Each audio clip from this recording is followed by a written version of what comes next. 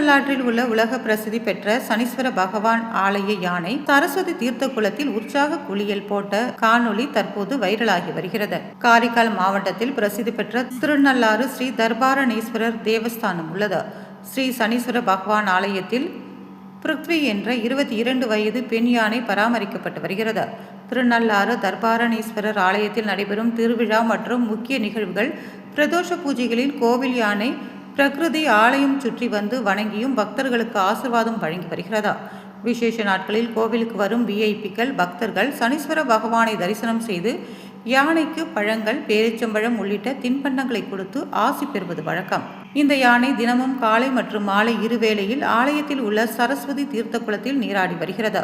தற்போது காரைக்கால் மாவட்டத்தில் கடும் கோடை வெப்பம் நிலவி வருவதால் வெயிலின் தாக்கம் அதிகரித்துள்ளது.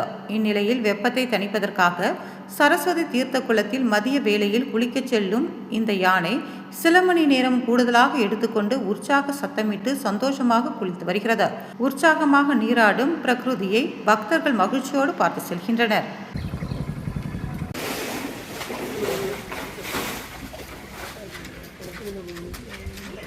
இந்த மாதிரி நிறைய வீடியோஸ்க்கு நம்ம சேனலை சப்ஸ்கிரைப் பண்ணிக்கோங்க. பக்கத்தில் இருக்க பெல் ஐக்கானையும் கிளிக் பண்ணிக்கோங்க. தேங்க்யூ.